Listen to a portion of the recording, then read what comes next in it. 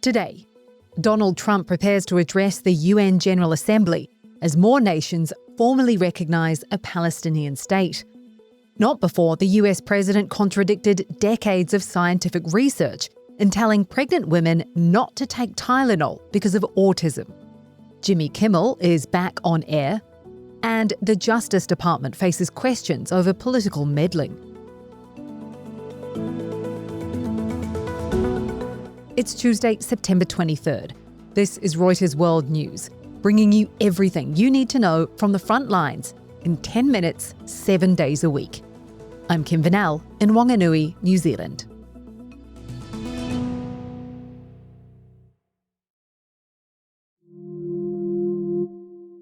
US President Donald Trump will address the United Nations General Assembly in New York later today, as more and more nations break with the US and Israel in recognizing a Palestinian state. Israël et la Palestine.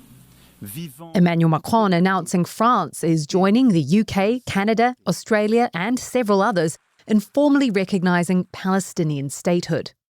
More than three-quarters of the UN's 193 members are now united in that stance.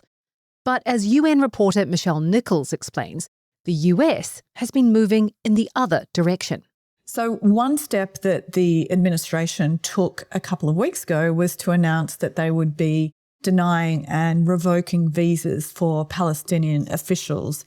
And that's meant that Palestinian President Mahmoud Abbas has been unable to travel to New York to attend the UN General Assembly in person or to speak at the Two-State Solution Summit. The General Assembly last week did pass a resolution that allows him to address both meetings via video. The Palestinians won't become a full member of the United Nations anytime soon. That can only happen on recommendation by the UN Security Council, and the United States is a veto power. Last year, they vetoed an attempt by the Palestinians to gain full membership in the United Nations. Now, almost 2 years into its war in Gaza, Israel says there will be no Palestinian state and is accelerating plans for settlements in the occupied West Bank. And while formal recognition of a Palestinian state by other nations doesn't change much on the ground, Michelle says it's an important symbolic step, which Israel's Prime Minister may address later this week. We'll be watching to see whether Israeli Prime Minister Benjamin Netanyahu announces anything during his speech to the UN General Assembly on Friday as to how they might react to these latest announcements of recognition of a Palestinian state. Will they seek to target each country individually, or perhaps will they make an example of France, for instance, who has definitely taken the lead? Something else to watch for at the UN: pushback from diplomats angry that the US is considering placing sweeping sanctions on the whole International Criminal Court. Washington is weighing moves that could cripple the court's daily operations in retaliation for its investigations into alleged Israeli war crimes. You can read more about that potential move in a Reuters exclusive on Reuters.com and the Reuters app. Before departing for the UN, President Trump held a White House press conference to make some extraordinary pronouncements on health policy. Don't take Tylenol. Don't take it. If you just can't, it's fight like hell not to take it. There, Trump contradicted decades of scientific evidence by linking Tylenol and pregnancy to autism. Standing alongside vaccine skeptic Health Secretary Robert F. Kennedy Jr., Trump also called for a re-examination of the link between vaccines and autism. That's despite repeated studies showing no causal connection. The president also cited a small study of 40 people to endorse the use of leucovorin, a form of folic acid, as a treatment for autism symptoms, which most autism researchers do not recommend. Here's Reuters' US Health and Pharma editor, Carolyn Humer, on what the science actually says. So Trump's claims about Tylenol and autism are largely based on a 2025 review of 46 studies. Suggests a link between prenatal acetaminophen exposure or Tylenol exposure and increased risks of some neurodevelopmental disorders.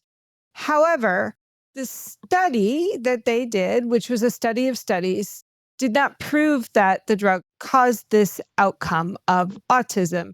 Scientists have pointed to a very strong study in 2024 of nearly 2.5 million children in Sweden that found no causal link between exposure to acetaminophen and neurodevelopmental disorders. So scientists were alarmed, saying that these kinds of claims without evidence stoke fear and falsely suggest hope. To hear more on how RFK Jr. is shaking up the health sector and how health policy is being changed by politics, take a listen to our recent On Assignment episode about just that. We'll put a link in the show notes.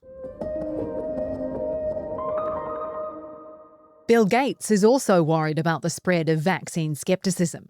The billionaire philanthropist sat down for an interview with Reuters editor-in-chief Alessandro Galloni on the sidelines of that UN conference in New York.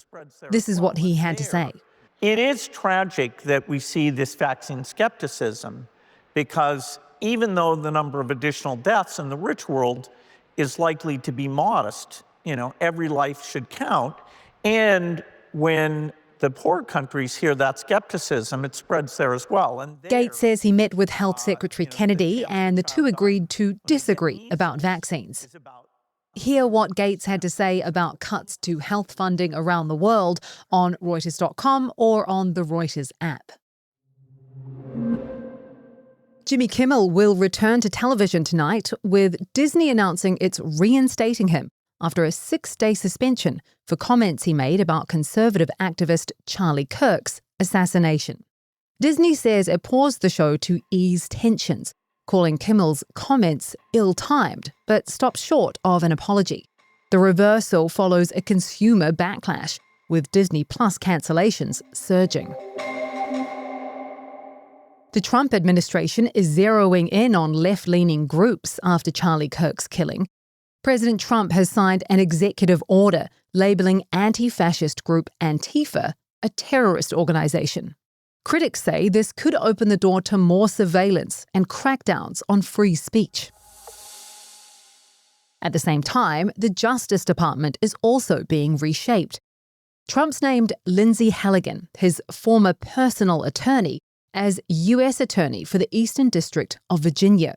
The announcement came hours after he publicly urged Attorney General Pam Bondi to speed up investigations into his political enemies, rivals like former FBI Director James Comey and New York Attorney General Letitia James. Our Justice Department reporter Sarah Lynch says Halligan's appointment raises questions about political pressure inside the Justice Department.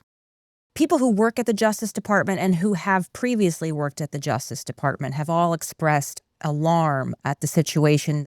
The lead U.S. attorney, of course, is appointed by President Trump and confirmed by the Senate, but they're supposed to carefully evaluate the evidence in every case before deciding whether to proceed with charging.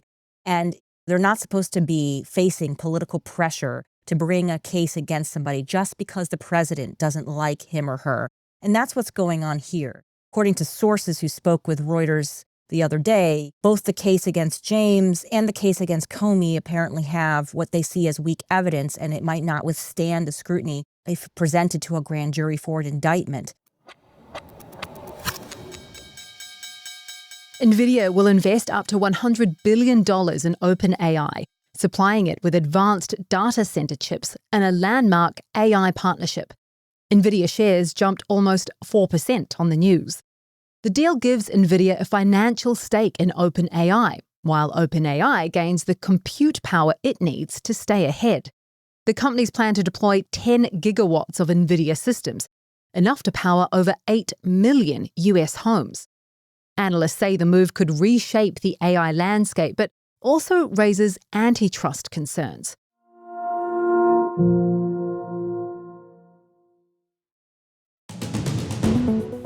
And for today's recommended read, we have a gallery of pictures from Venezuela, where the military has been conducting weapons training with the public.